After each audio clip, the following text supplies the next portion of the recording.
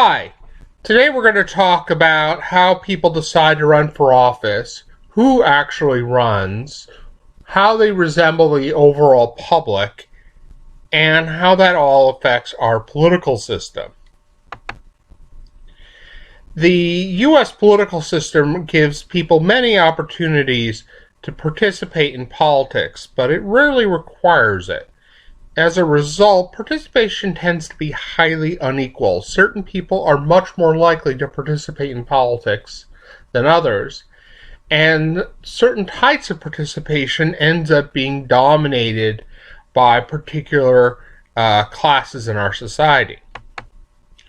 The strongest predictor of participation is education. By far, better educated people are much more likely to participate in politics. Older people are also more likely to participate in politics.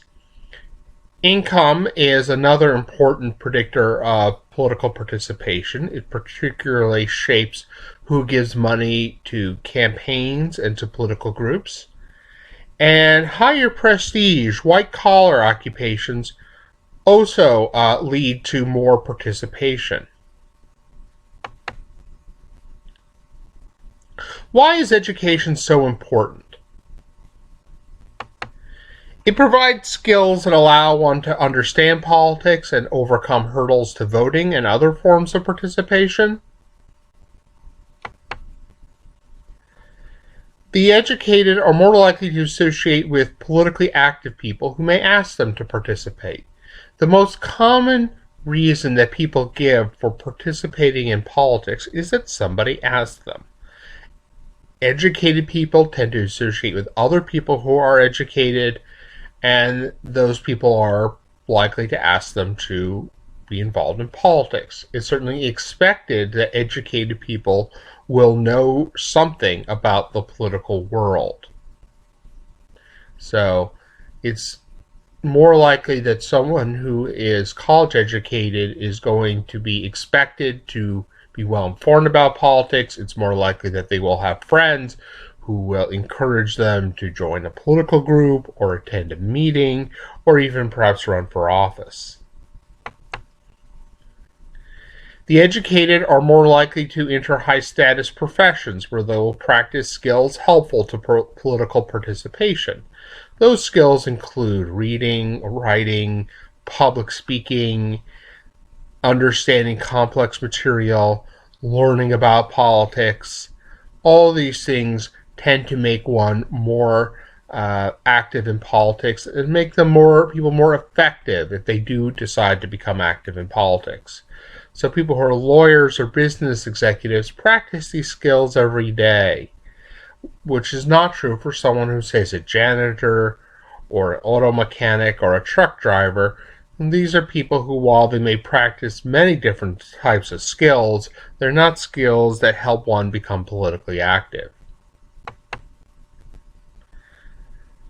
Education tends to impart values favorable to participation, such as efficacy, which is both understanding the political world and believing that you can actually make a difference. Civic duty, the belief that one should participate in politics, and political interest. Education helps people understand how politics affects their lives. They're also more likely to care about issues distant from their daily existence. So if you are educated and you're well informed and you learn a lot about what's going on in the world, you're much more likely to care about something that doesn't affect your immediate survival. The better educated are also better informed about politics. They're certainly better able to gather information. They're more likely to read widely. They're more likely to choose media that includes more demanding content, more likely to enjoy following the news. They're also more likely to have coherent views on many topics. They're more likely to engage in ideological thinking, for example. And the views of high SES, that is high socioeconomic status voters, are much better reflected in the actions of policymakers. If you look at the opinions of the educated, of the higher income, they are much more likely to predict what actually becomes law. Money, of course, matters as well. Higher income people have more security. They're less likely to be concerned with daily survival.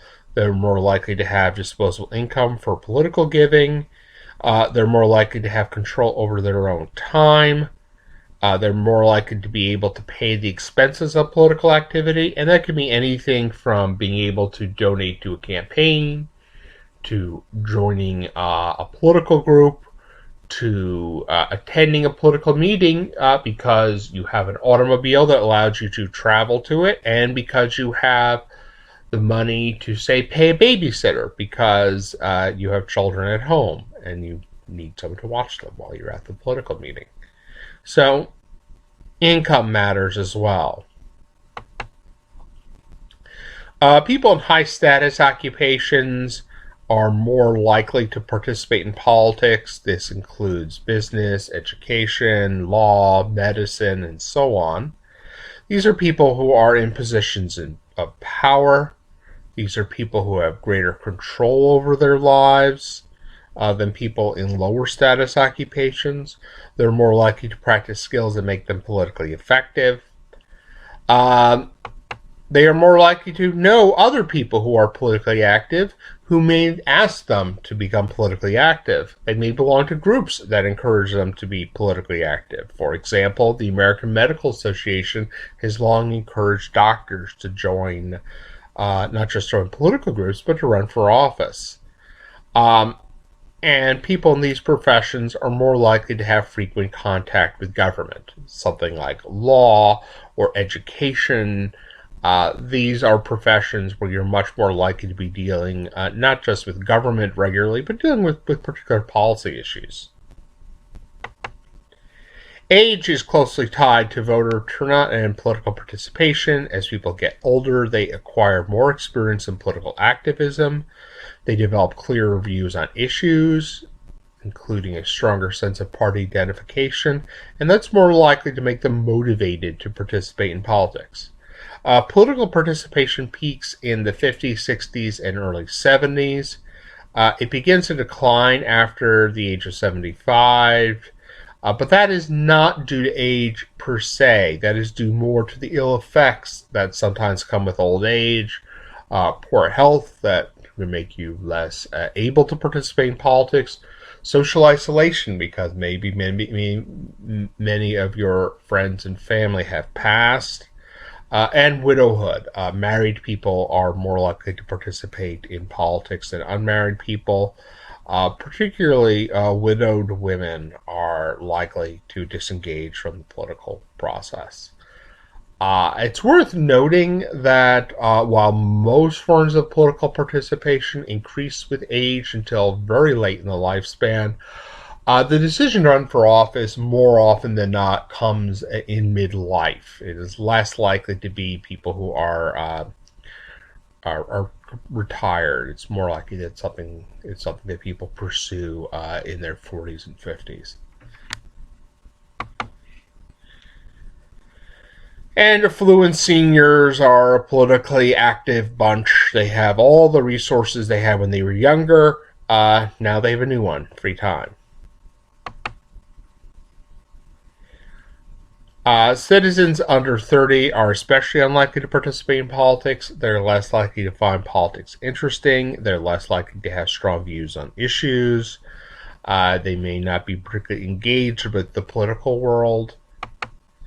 Young people tend to be highly mobile. They move around a lot, whether they're going to school or they're moving for a job. This means that they lack the community ties that would encourage political involvement.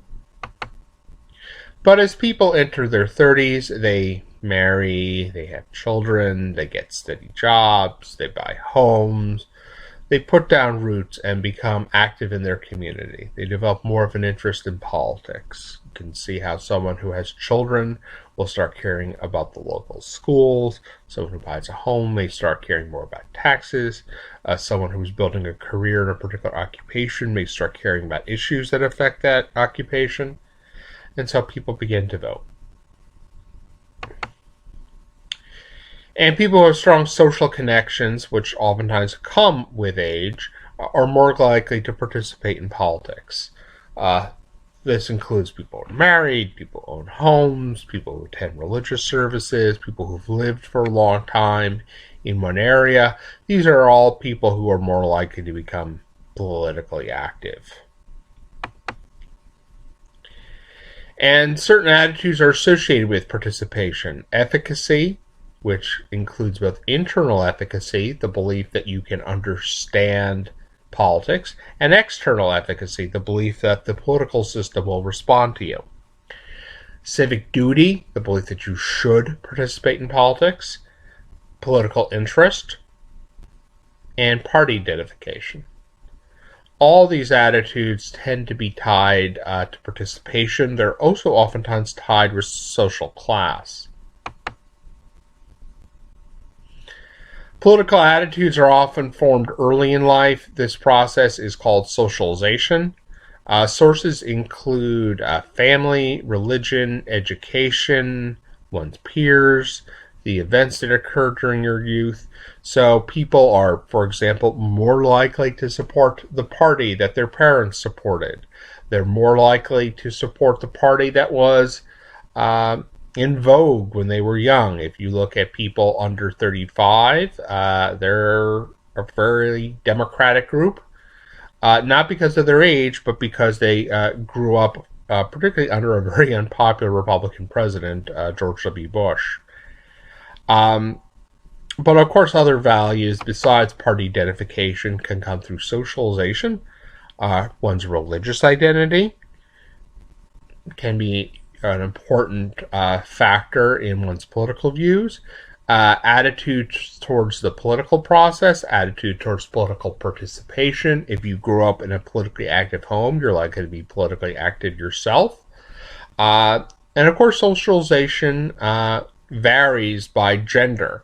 Women are much less likely, at least historically, to get the message that they should participate in politics. Indeed, for many years, women were raised with the sense that politics was a man's business. Different forms of participation call upon different resources and skills. Some are more demanding than others. More demanding forms of participation involve fewer numbers of people. Those people are less representative. They're wealthier, they're better educated, they're older, they're more likely to be in prestigious occupations, and they're also generally more likely to be white and male. So as a form of participation is more demanding, it's going to involve fewer people, and those people are going to be less representative. So the least demanding forms of participation and the ones that are most widely engaged in are voting, talking about politics, learning about politics. These are things that don't require a lot of skills. They're pretty popular. They're pretty easy to do. And so you have fairly large numbers of people doing them. Some forms of participation are more demanding: joining political groups, donating to candidates, attending political meetings, volunteering for campaigns, contacting office holders about policy. These are all things that are harder to do, and fewer people do them, and the people who do them are less likely to be representative. They're older, they're wealthier, they're better educated, they oftentimes have more intense views. And finally, the most demanding form of participation is running for office. And these are the least representative group of people. So who becomes a candidate? The U.S. holds more elections for more offices than other nations. American politics tends to be fairly candidate-centered, with a weaker role for political parties and interest groups than you find in many other countries. About 500,000 officers are chosen by election in the USA. Most of them are low-paid and local, so these would include city offices, township offices, school boards, and so on. Most of these offices are really meant to be part-time. They may pay very little, if anything.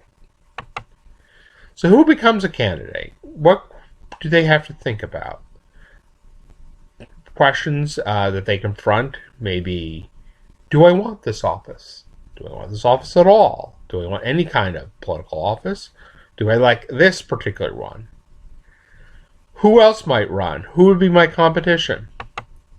Does this run fit into my career ambitions? That can be your career ambitions for political life. That can be your career ambitions in other parts of your life. So if you have a business career, running for a highly demanding office may not fit well with your plans. How would this campaign affect my life? What if I win? What if I lose? Can I win? Would a loss hurt my reputation? Can I help causes that I care about? Some people may run for office even if they think they don't have much of a chance of winning because they feel that it will gain attention for causes they think are important. Do many voters know who I am? That's always one of the first major steps in a campaign, letting voters know who you are. Can I raise enough money? Who can help me in this?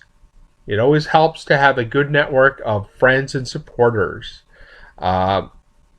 Whenever somebody runs for office, one of the first things, of course, they have to think about is raising money. And one of the first things they do is ask the people who could not tell them no, whether because they have business dealings with them or perhaps because these are longtime friends, college buddies, contacts perhaps from a church, contacts from the professional world. Start off with the people you know very well.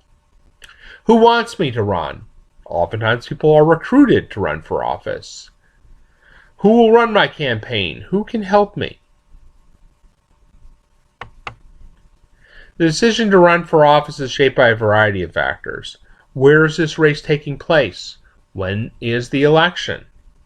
Who controls the access to the nomination? Is it in the hands of a party organization? Are there local elites that run it? Perhaps the local business community dominates politics, as they do in many localities.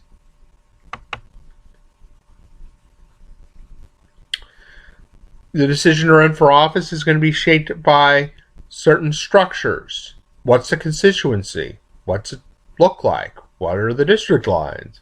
Are you running in a city, a county, a state, a nation? What's a legislative body like if you're choosing to run for a legislator? Is it a full-time body? Is it a part-time body? Is it a body where there is paid staff? That may affect the decision to run for office. What's the opportunity structure? How often does this seat become available? How often can you run for this office? What's the next logical step after this office, and is that office likely to be open? If you already hold a current office, you may have to think about the possibility of giving up that office. Perhaps the elections for the offices coincide. Perhaps you have to step down from the House of Representatives to run for the Senate. Or perhaps you like your current office and you may decide that you like being governor and you don't particularly like the idea of being a U.S. Senator.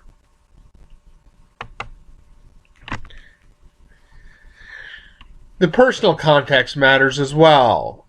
Prospective candidates oftentimes discuss the decision to run with their family and friends, who may be the most important players in this decision. They may have to think about their career, whether it's political or otherwise. What would this campaign do to it? What about their health? Running for office is a demanding activity, and it's not for people who have serious doubts about their physical or mental health. How old are they? Would they be considered too young for this particular office? Would they be seen as too old? Do they feel, if they are older, do they feel that they will have enough vitality to serve in this office? If they're young, do they feel they have enough experience? How strong is their will to run? Would they be willing to overcome all the obstacles that are in their way? People who run for high-profile offices usually have to have some tolerance for criticism. Inevitably, people will say bad things about you. Personal wealth can always be handy. It can certainly help fund your campaign. It can help one in other ways that would help towards victory. Outside actors can encourage or discourage a run. These can include state and national party committees, which are always out to recruit candidates, local party activists, interest groups such as organized labor or the business community or religious conservatives. All of them are oftentimes involved in trying to recruit people to run for office. Current or former office holders oftentimes are involved in the process of recruiting or de-recruiting candidates. That is, either encouraging or discouraging a run. Sometimes office holders who are retiring may have people in mind as potential successors and will try to help them. And one's personal network can also be involved in the decision to run. One may have friends who are encouraging a run or discouraging a run. There are both formal and informal standards of eligibility. One has to be 35 to be president, 30 to be a senator, 25 to be representative, and so on. But there can also be informal standards. Few people who are past the age of 75 decide to run for office for the first time. Relatively few people in their 20s run for office, except perhaps at the most local level. Until recently, race and sex were seen as potential disqualifiers. That members of racial minorities and women were oftentimes seen as unlikely candidates. And not only do you have to be a U.S. citizen for most offices in the United States, but there are sometimes requirements about living in a particular locality.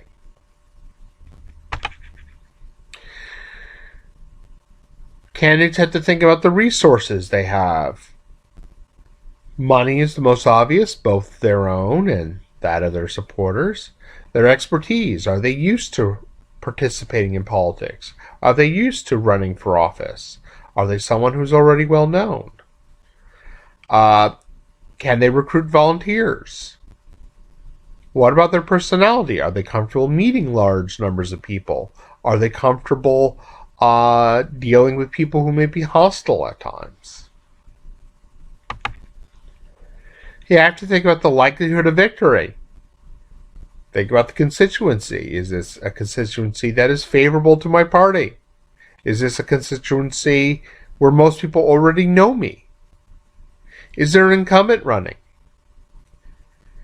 Is this a good year or a bad year for my party? How strongly is my party supported around here? What is my own electoral history? Have I run for office before and did I succeed? What's the electoral history of my community? Is it likely that someone like me could win? What media market am I in? That's particularly important if you are running for a high-profile office that may require TV advertising. It is a lot more expensive to buy TV advertising in, say, New York or Washington or Los Angeles than it is in a more rural area. High-status occupations dominate the political world. They have money, they have verbal and social skills, they have good networks professionally and personally. They're more likely to have experience with public speaking and with dealing with government. Politically experienced candidates do better. That is, candidates who have held office before. They're more likely to have developed the skills necessary. They're more likely to have run campaigns before. They may be better known to the public. They may also have built up a network of contacts. People who can help them with fundraising, people who will serve as staff, people who are local activists, but also perhaps people in Washington or in state capitals who would help them run. Who becomes a candidate? Well, it's not a very representative bunch. It's mostly people who are well educated and well off. Almost all people in Congress are college graduates. 2/3 of them have advanced degrees. About a half of them have a net worth over 1 million. So it's a pretty unrepresented bunch. There are about 200 lawyers in Congress. Law has long been a prominent occupation in the political world. It's a good way to develop political skills, to develop experience with government. Many political jobs, such as judges or district attorneys, are for lawyers only. Many people with law degrees in politics may not have spent much time practicing law. They may have just picked up the credential along the way. They may be essentially professional politicians. Lawyers are likely to have experience in public speaking. They're more likely to see themselves as being qualified for office, in part because there are so many lawyers in public office. You also see some people who are essentially professional politicians, people who have served as political staffers, who are political activists, perhaps working in the worlds of political parties or interest groups. And in general, politics is more and more a world of full-time professionals. Here we see Congressman Frank Wolf, who retired last year, and his successor, Barbara Comstock, who had previously served as a staffer for Wolf. She had served in many other jobs in politics, but above all, she probably owed the office to the support of Congressman Wolf. Political activists and staffers have some advantages. They have more experience with government. They're more likely to consider running for office. They're more likely to see themselves as qualified.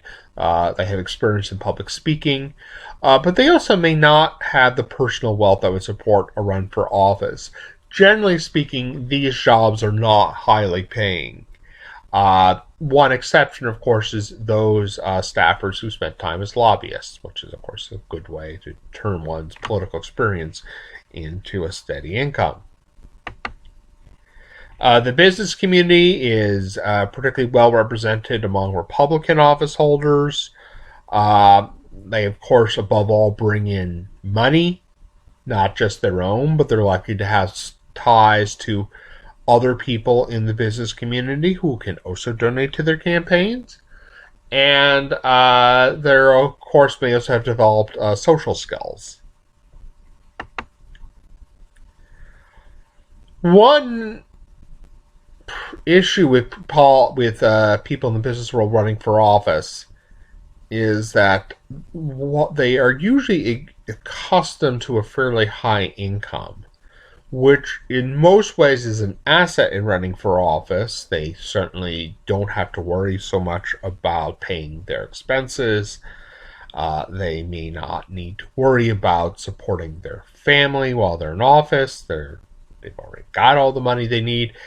However, while they have the money to afford a political career, they may see the salary in a political office as being a step down and may decide that it's not worth the sacrifice to them. Political office tends to be low paying, long hours, high stress. It's oftentimes quite different from the business world. They're going to undergo more media scrutiny, more criticism from the public. One other issue with business people in politics is executives with large corporations may not have many ties to the local community. They may have been moved around quite a bit. They also may find political life to be a distraction from career ambitions. So they may decide even if they want to be politically active, they'll confine it to giving money, since that is something that is relatively easy for them to do. But they may just simply not be willing to make the sacrifices for a political career. Nevertheless, many business people do enter politics. Educators oftentimes run for office. There's a long history of school teachers, particularly in public office. This background is more common among Democrats. They have social skills, they have verbal skills, they have social connections. It's a career that's easy to leave, but also easy to re-enter. Many may enter politics through service on school boards. They may have experience in public speaking. They may have good connections in their community. Sooner or later, if you're a school teacher, you get to know everyone. One thing they generally do not have, of course, is large amounts of money. So who doesn't run for office? The call workers, students, the retired, the unemployed, people in scientific and technical professions. And this probably does shape our political system in some important ways. There are relatively few people in politics who have the experience of being unemployed. There are relatively few people who have the experience of working at a low-wage job. More and more our government deals with issues regarding science, and there are relatively few people from those backgrounds who actually hold political office. There are relatively few scientists and engineers who run for office. You can think of a variety of reasons for that. Perhaps lack of social skills, perhaps lack of affinity for the political process. The political process is famously pretty different from the scientific world, but there are quite few people from those backgrounds. There have been some important shifts in who gets elected to office. There's been a large increase in the number of women in Congress. In 1981, only 4% of House members were women. Today, 17% of House members are women. In 1981, women in Congress were evenly divided between Democrats and Republicans. This was in large part because the most common way for women to enter Congress was as the widow running to succeed a member who had died. And that would be essentially random. By contrast, today, about 3/4 of the women in Congress are Democrats. And that's a big shift. Women are a huge part of the Democratic Party institutionally. Minorities are still less represented in Congress, but they have made major gains in recent years. About 10% of the House is African American. Somewhat fewer are Hispanic. Asians are only about 2% of the House. All these groups are still underrepresented according to their population, but they've grown considerably in recent years. And Congress is a middle-aged body. Most people run for office, do that in midlife, in their 40s and 50s. You still have some very older people, like Congressman John Conyers, and you have some young people. Interesting enough, Democrats tend to be on average older than Republicans, at least if you look in Congress. Perhaps that's because more Democrats pursue politics as a career than do Republicans. Democrats tend to serve longer in political office than Republicans. And there's some fairly predictable partisan differences. The Republicans have far more people from the business world. It is still mostly a party of white Protestant men. Democrats include more people from the worlds of education, law, and politics, and they include far more women and minorities. Congress has become more representative in some ways, but it is still a body mostly made up of the wealthy, the well-educated, the professional. It's still disproportionately white, male, middle-aged, and older. Almost all members of Congress claim a religious affiliation. There's still very few members who, like 1 in 5 Americans, say they do not have any religious affiliation. So very, very few members like that. One significant change in recent years is over the past few decades, Catholics and Jews have become much better represented in public life than they were 50 or 60 years ago. They're now represented about as much as they are in the electorate. So, at the very least, the membership of Congress is less overwhelmingly Protestant than it once was. So, think for a little bit about how these characteristics shape how Congress represents the American people, because Congress does not particularly look like the American people. The American people were mostly wealthy, older white men. What does that mean?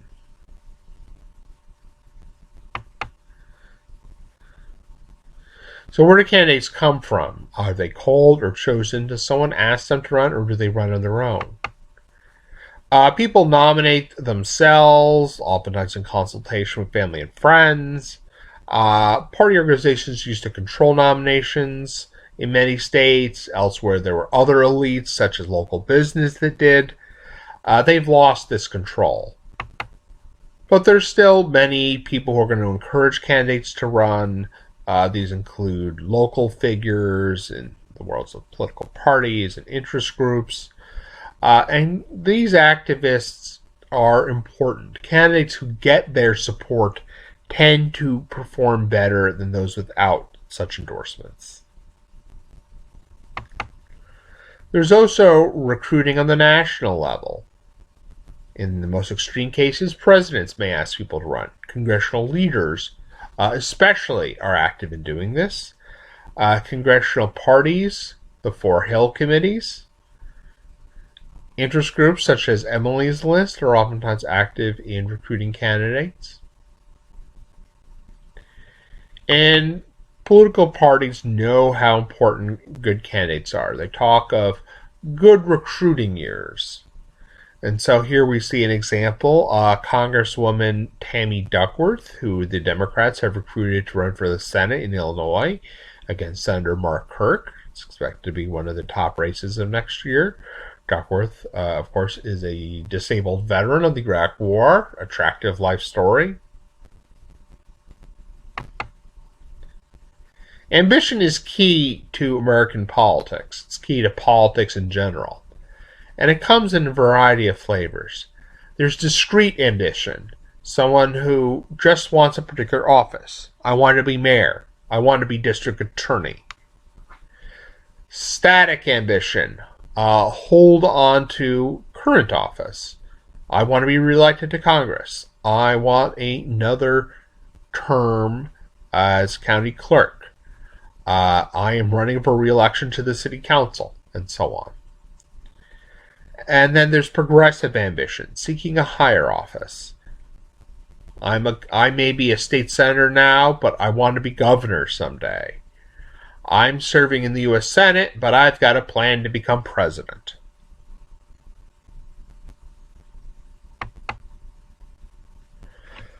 Political offices form a ladder of ambition. At the bottom of the ladder are the least powerful and least prestigious offices. At the top is the presidency. Politicians usually start their careers at the bottom and then work their way up. At any level, the vast majority of politicians do not choose to advance. At the bottom level, you have state and local offices, mostly unpaid or low paid, mostly part-time. And that's where most politicians begin their careers. Serving as in the state legislature, serving in municipal office, serving in county office. Why start out in these offices? Campaigns are less expensive, they're less professional, the competition oftentimes is less intense, it's easier to become known at a local level. You can rely on volunteers. You don't need to worry about spending a lot of time on fundraising. And these offices can help politicians build their experience. Experience in campaigning, experience in governing, gain greater name recognition, gain experience in fundraising, in working with the media, and these all can discourage opposition, can encourage support from activists and from other politicians. Most politicians do not plan to run for higher office, but some do. Ambition can change over time. There can be more or less interest in advancing in politics. Someone may run for an office and assume that is all they'll ever want, and then decide, well, they like the political life and they'd like more of it. On the other hand, someone may, say, be elected to the state legislature with the idea that, well, I'm going to run for governor someday, I'm going to run for the Senate, and then the years go by and they realize that's just not that important to them anymore. They like serving the state legislature, it's compatible with their lifestyle, they don't want to move to Washington. The most ambitious politicians oftentimes start their careers young, seeking their first office in their 20s and 30s. Bill Clinton first ran for office when he was 28 and was first successful when he was 30. Barack Obama was in his 30s when he was elected to the Illinois State Senate. George W. Bush ran unsuccessfully for Congress when he was 32. Most candidates end up being elected to major offices during between their mid-30s and early 50s. Why do people start their careers relatively young? In part because they're aware of the ladder of ambition and it may take them time to move up. But also, running for office is physically demanding. It imposes a lot of changes in one's life. And oftentimes these are things that are easier to do when you're young, before, say, you have children, or before you've incurred major life expenses, when you can still get by on 4 or 5 hours of sleep a night. And this is the way that people can build networks, they can build a public following, they can advertise themselves. The ambitious young politician is almost a stock character, someone who's always eager to meet new people, eager to curry favor with powerful folks, eager to raise money, and so on. Older politicians are more likely to have static ambition. They may be satisfied with what they already have. Younger politicians are more likely to have progressive ambition and seek to move up. There's certain standard moves from one office to another. Governors typically have served in other statewide positions, say as lieutenant governor, attorney general, controller, served in the U.S. House of Representatives, or served in local and county office, say as the mayor of a major city, or have served in the state legislature. The state legislature is the most common background for the U.S. House. In fact, the state legislature is probably the single most common office for politicians to begin their career. Local government is another common background.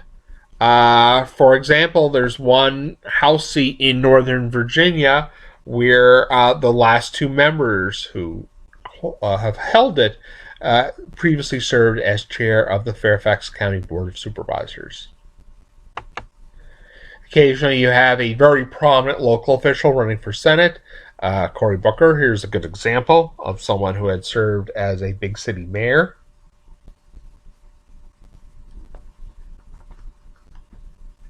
The U.S. House is the most common background for the Senate. So here we see that both of Maryland's two senators have previously served in the House of Representatives, and it's pretty likely that the next senator replacing Mikulski will also have served in the House of Representatives.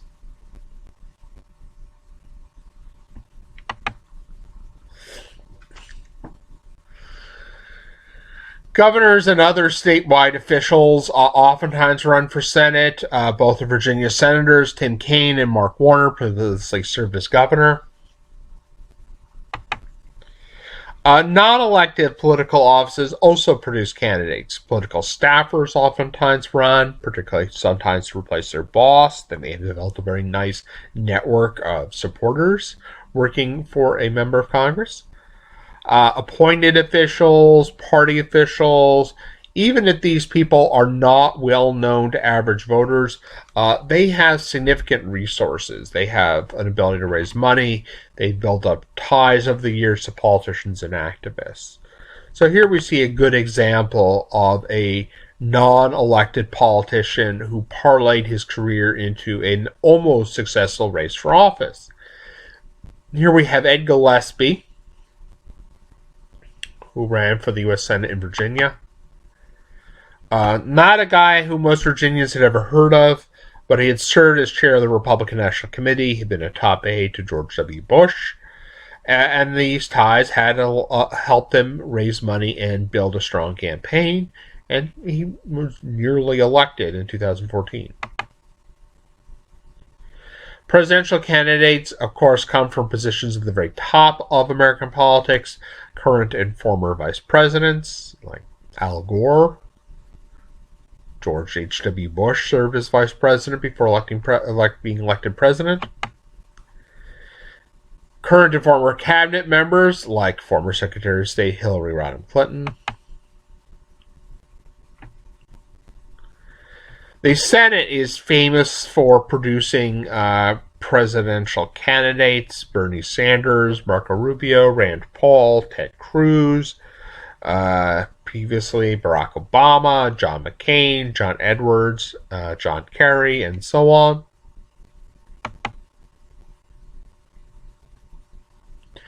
Current and former governors: Jeb Bush, George W. Bush, Ronald Reagan, Scott Walker,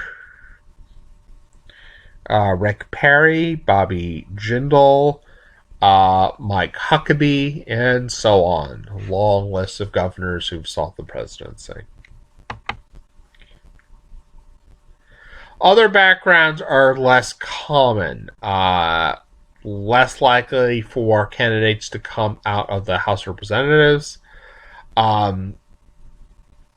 Business figures like Donald Trump. Military figures like General Wesley Clark, who ran for president in 2004. The occasional media figure. Experienced politicians are the best candidates. It's been shown pretty consistently that people who've held political office before make the strongest candidates. They're most likely to win. But they also have the most to lose. They know how demanding a campaign can be. They know how expensive it can be. They may have to give up their current office in order to run. They may worry that a poor campaign may hurt their reputation. So they need to judge the prospects of success. They usually don't challenge strong incumbents. But when there's an opportunity, an open seat, a weak incumbent, a good year for their party, they may run. Experienced politicians generally have the best knowledge. They know how strong an incumbent is. They know how their party is likely to be doing that year. They have a really strong incentive to act on that knowledge, so they act strategically. They tend to run when they're likely to do well. This is one way that parties do well in particular years, when the political circumstances favor them. That these are circumstances when their best candidates are more likely to run. Who runs when the race seems hopeless? Hopeless amateurs. These may not have any political experience. They may lack information about an incumbent's strength. But they may also believe this is their best chance of winning. They probably would lose a primary to an experienced politician. And they figure, well, every now and then there is some shocking upset. There's some late-breaking scandal or a national tide, and they win. Not all amateurs are hopeless amateurs. You have the occasional celebrity who runs for office. Occasionally, you of course have had many wealthy business people and lawyers who run for office, people who are simply members of prominent families. You look at the success of various Kennedys over the years. For many years, women were quite rare in public office, particularly above the most local level. Women were less likely to vote and otherwise participate in politics. They were less likely to be in the workforce. They were less likely to be college educated. They were expected to perform most household tasks, particularly childcare. They were less likely to enter professions that traditionally produce candidates for office: law, business, politics, education, and so on. Political organizations were dominated by men. Politics was seen as a man's business. When they did run for office, women still faced obstacles. They raised less money. They received more critical media coverage. Oftentimes they were kind of dismissed as silly. And they received fewer votes. Most of these factors have changed since the 1970s and 1980s. Women are about as well educated as men. They're now well represented in most professions, though not at the very top. Women candidates now raise as much money as men. They perform as well as men do in elections. They receive similar media coverage. Women actually now vote at higher rates than men. And so you still, however, have seen fewer women elected than men.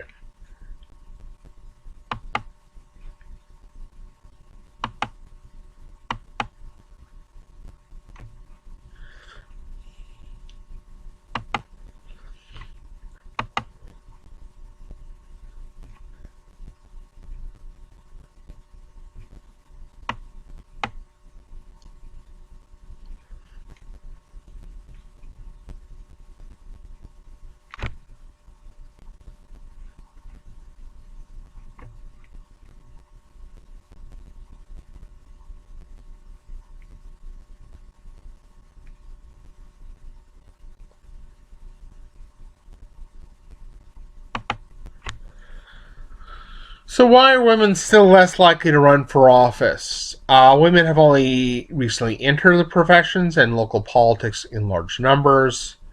Women are less likely to have majored in political science. Women are less likely to have considered running for office. They're less likely to have had family socialization that encouraged a political career.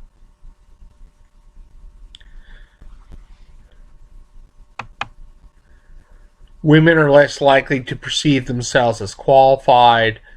They're more likely to run for local office. They're less likely to move up the ladder of ambition. They're more likely to see a conflict between career and family. But women have also become accustomed to negotiating that balance. Both men and women perceive the political environment to be difficult for women. Men tend to be more self-confident, more competitive, less risk-averse than women. And women are less likely to be encouraged by others. The United States remains below average in the percentage of elected offices held by women. In many other countries, parties must choose women to be a particular percentage of their candidates. They have quotas, essentially. About 70% of women elected officials are Democrats. This far exceeds the percentage of women who vote Democratic in presidential elections. And so this ties the political fortunes of women to the performance of the Democratic Party. Why are women so much more likely to be elected as Democrats? Why are Republican women much less likely to run for office? Democrats have institutional support for women, such as the group Emily's List. Most feminist organizations are strongly pro-choice. Most Republican elected officials are pro-life. There's still relatively few Republican women in powerful jobs. And then some wonder whether there are different social values among Republican women, whether Republican women are more likely to have traditional ideas about gender roles.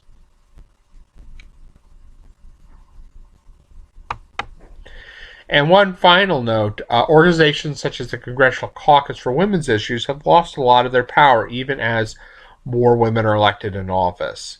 In the 1980s and 1990s, when this caucus was at the peak of its power, there was still a sense that women were quite underrepresented in Congress, that they had issues that transcended party divides. There were particularly a lot of moderate Republican women.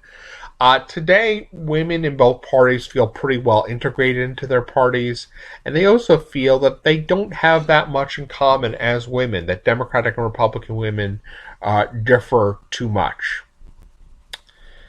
So, well, thank you very much.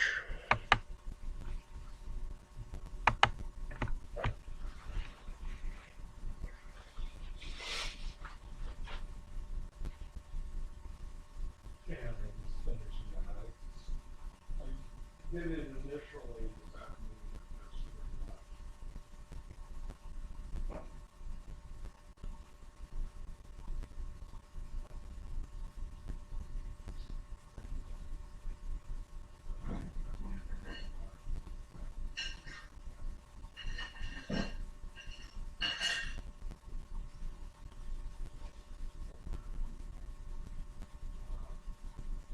I thought it shut the door.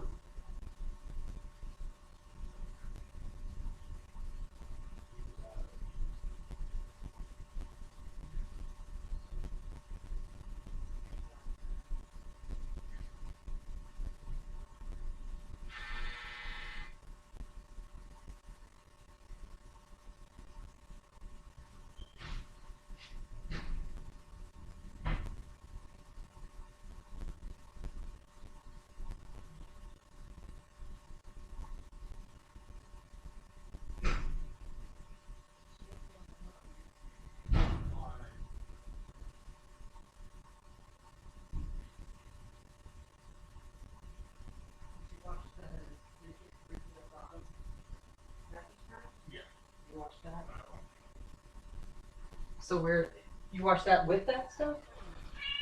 Where's the mattress pad? I watched it with Shit. That's a big load. I don't see the mattress pad. Oh. You shouldn't wash all that together. You're gonna break our washing machine. Yeah, here it goes. Oh, this hasn't been washed though. No, I haven't watched that. Guess who came in to join in on the recording?